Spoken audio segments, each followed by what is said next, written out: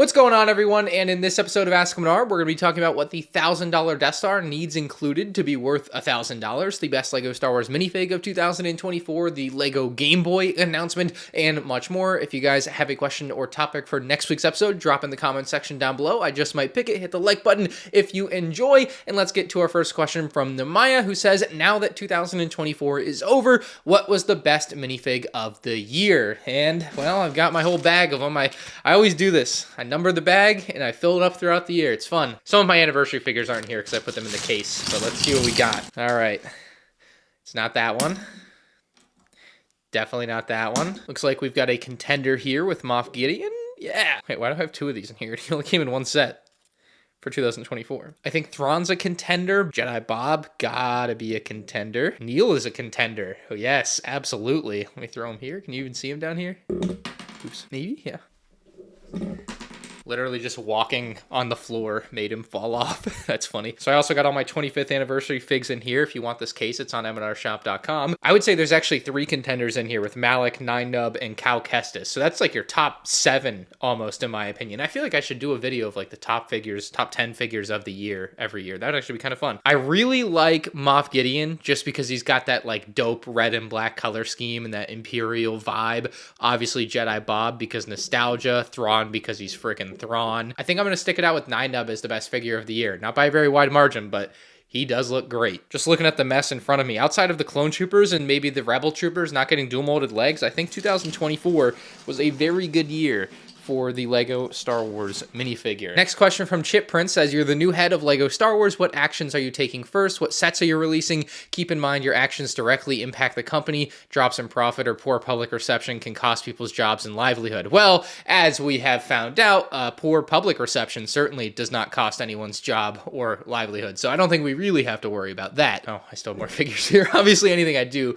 would, of course, be to make as much money as possible for LEGO, not make the best product. I'm not going to go into specific sets, but I made a list of like 10 different things I would do. First off, I would bring back the minifig packs, but they're named characters only. Basically, you've got battle packs for any type of troopers that you want to release, but if you want something on the cheap end that includes 3 named characters, well, the minifig packs could continue on, and you could see something like a Phase 1 Rex, Phase 1 Cody, Phase 1 Fox, all in one $15 minifig pack. Now, LEGO would never do this because it's too cheap of a way for you to get all those great named characters, but I think that that would be a fantastic thing to implement, and certainly if I was in charge, I would. I would get rid of the all black 18 plus box art for UCS sets and bring back just the beautiful art that they used to have, like the Snow Speeder, the UCS Slave 1, the Master Builder Series Cloud City. I mean, there just used to be killer real art on the sets, and now there isn't. I would keep the 18 plus box art though for diorama sets and helmet sets. I think that still makes sense to me, but for UCS sets, I feel like they should, you know, have the scenery, looks cooler. Next is pretty straightforward, bringing Santa minifigs back to advent calendars. Next can mean a few different things to different people, but I would fix the LEGO Clone Trooper and make it better than ever. Day 1 in office, first thing I'd do. Next, I would probably go ahead and change the Stormtrooper helmet. I don't think it's the most awful looking helmet that they have out there right now,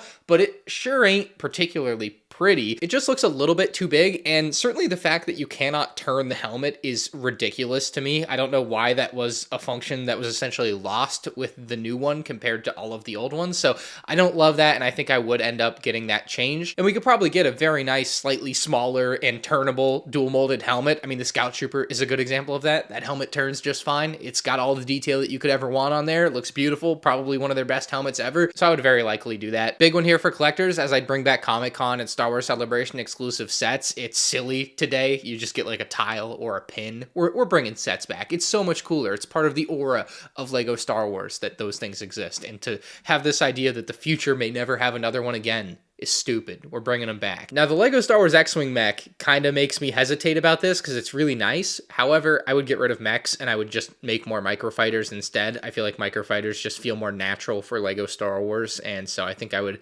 go more in that direction. I also think it's kind of silly that there's only one microfighter a year at this point for 3 years in a row. The final one I have is I'd do a third UCS set every year, and that third UCS set would be $200 or less. The UCS AT-ST coming out in 2025 is a good example example of how this would kind of look, in that it would come out probably around August 1st, and it would just kind of fill a gap that needs filling. I just think there's good potential for some UCS sets that don't necessarily need to be $240 or more, and Lego Star Wars for quite a while now has refused to kind of go under a certain price point for UCS. You know, we've seen it in the past with the UCS Naboo Starfighter that's down there, the Obi-Wan Starfighter, but at a certain point in the last 10 years or so, they kind of decided there was a floor for the price that UCS was going to be. And now I still think it's important to make sure that there is a floor to what like UCS just is as a general philosophy. Like the Naboo Starfighter there wouldn't be made as a UCS set like that under my regime. But I think there's a lot of options that you could do between $100 and $200 as a UCS set that just aren't being done. So those are the things that I would do. I know it's a long list, but yeah, I mean, there's more. Kippy Trash says, in your opinion, what would the $1,000 Death Star need to do right in order to justify the price? So first things first, the piece count. And I don't think that this matters to me, but I think it matters to the general community at large. A lot of people look at the piece count and they look at the price, and that is how they derive the value of the set.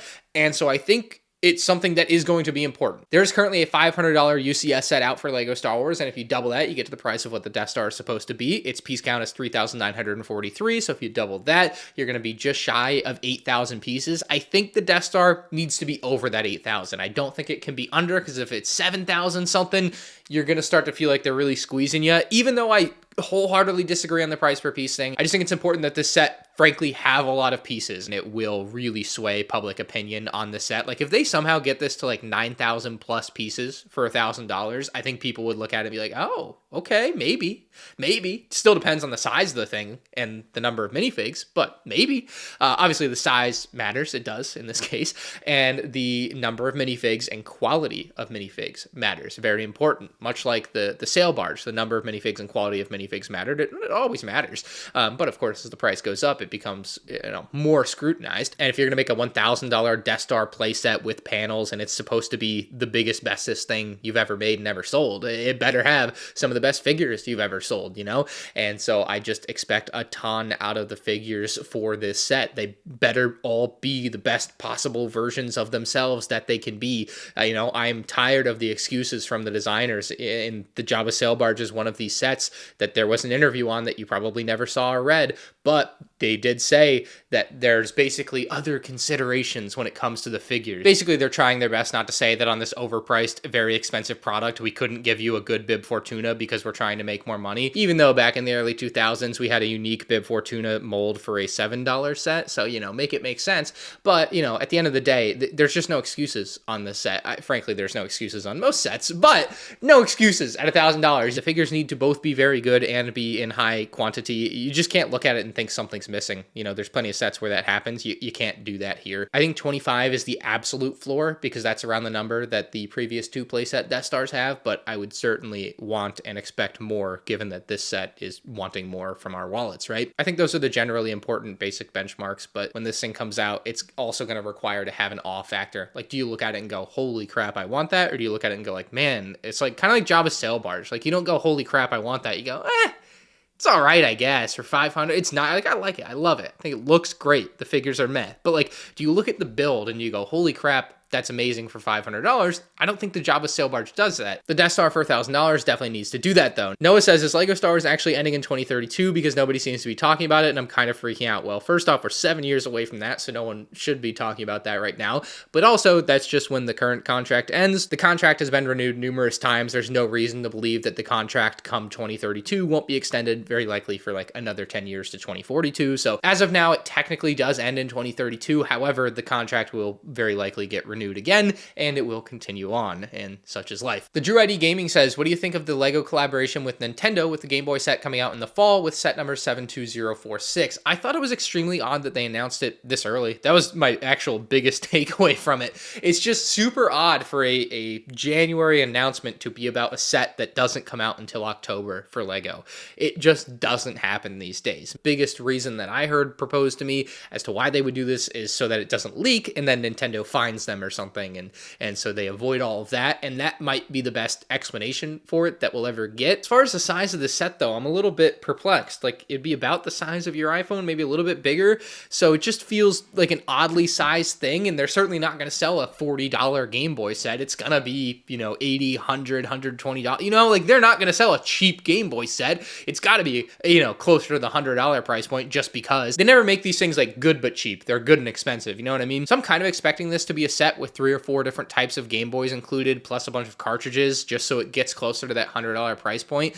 I don't see it any other way, but, you know, we'll find out. I can't imagine that they're playable at all anyway. This has to be like a straight display set. Maybe the closest thing to any functionality would be, you know, if you look at the Polaroid camera. It's obviously not a real camera, you don't play with it, but it does have like the functionality of taking a picture. Maybe they've somehow got some little function into one of these Game Boys. Gator Loki says, what are some sets you think are basically perfect but were overshadowed by being considered too expensive? And I'll die on this hill. The Cad Bane's Justifier was a great, near perfect, if not perfect set. It had great figures, great, perfect, accurate build, and because it had 1,022 pieces for $170, people lost their mind. Like, the state of a lot of LEGO Star Wars ships as they do re-releases is they get these pretty horrid downsizes. And this is a ship that came out for the first time full size. Do I think it was a bad decision to release a $170 Cad Bane's Justifier? Yeah, I don't think it was destined to be a set that would sell well. However, I still think it's a really great set. And unfortunately, the price was just too high for a lot of people to be able to purchase and enjoy that set, because I don't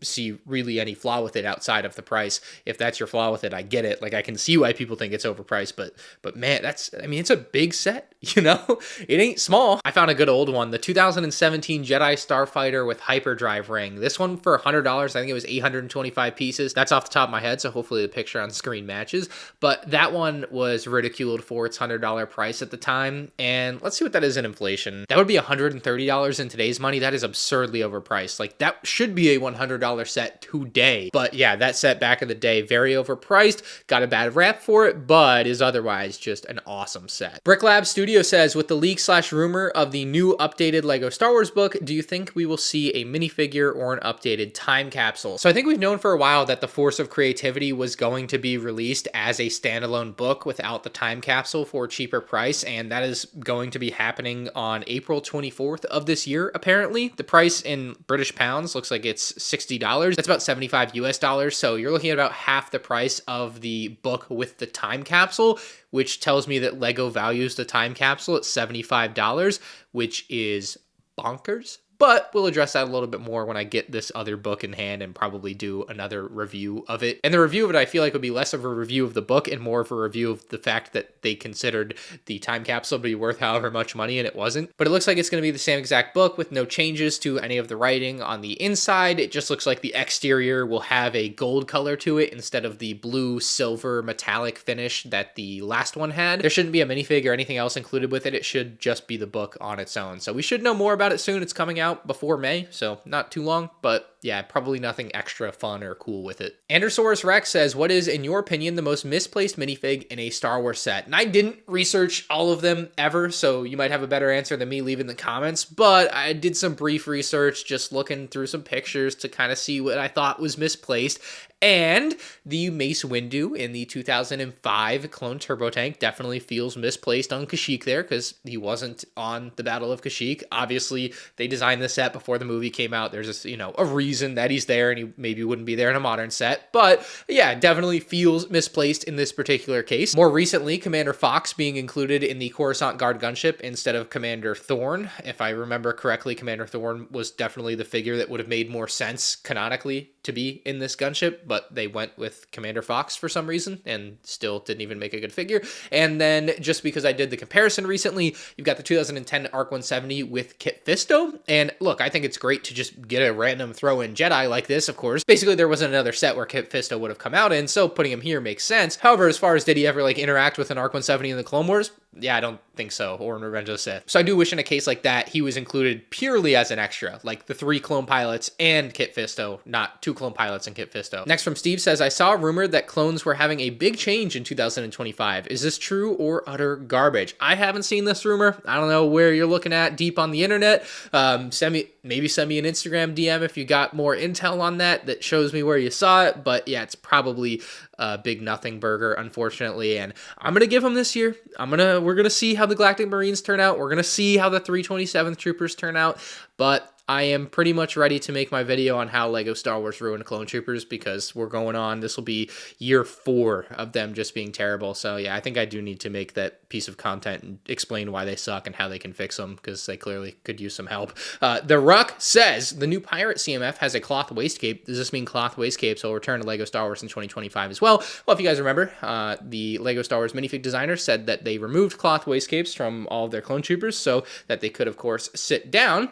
Now, if you didn't know, minifigs from other themes don't need to sit down. LEGO Dreams had a character last year, and she certainly doesn't need to sit down, nor do some minifigs from LEGO Marvel. I think it was Wanda or something had a waistcape last year. So it's kind of wild how LEGO Star Wars is like, yeah, we're going to stick with this one. Yeah, this is a great decision we made to remove waistcapes. Horrible. Just so dumb. So I don't think that has any bearing on what LEGO Star Wars is going to do, because last year there were also minifigs with waistcapes that weren't from LEGO Star Wars, and that didn't end up making LEGO Star Wars minifigs have waistcapes. So unfortunately, I just don't look at that pirate as an indicator of LEGO Clone Troopers returning to their golden age of quality. Dude, what am I like? Oh, I hope that didn't change a long time ago. That looks awful. Let's get to our final question, and it includes Skeleton Crew spoilers in a small degree. You kind of already probably knew this if you followed rumors, but Chief said in episode 7 of Skeleton Crew, we got some extended scenes with the pirate snub fighters. Considering the delays last year for the Onyx Cinder set, is it possible that the set 75346 pirate snub fighter was designed to be a set paired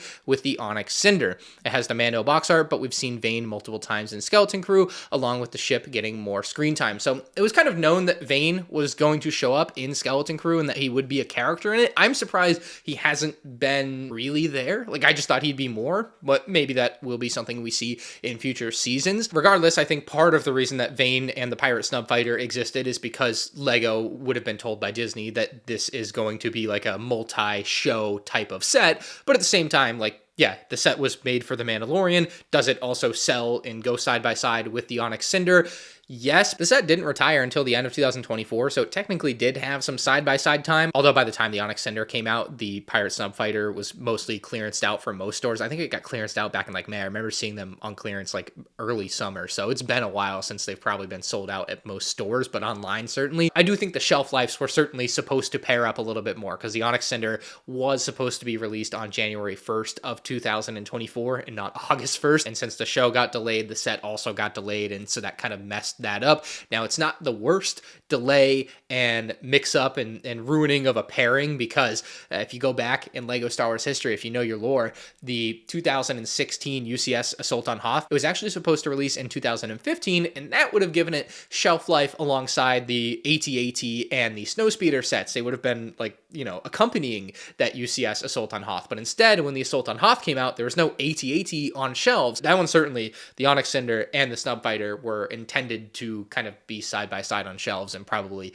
help push sales of one another a little bit more than they ended up doing. So yeah, I think it's just bad timing for LEGO on that Snub Fighter, because they clearanced it out well before it ended up showing up for a second time, even though I don't think it showing up the second time really probably was going to save that set from just being kind of a forgotten one. Anyway, if you have a question or topic for next week's episode, please drop it in the comments section below. Hit the like button if you enjoyed, and subscribe so you don't miss all my future LEGO Star Wars content, including another video about the Onyx Cinder post-mortem, post-season 1 of Skeleton Crew. Since I did my review before the season came out, I figured we should do a video after, especially in light of what happened in episode 6. So we'll see you there.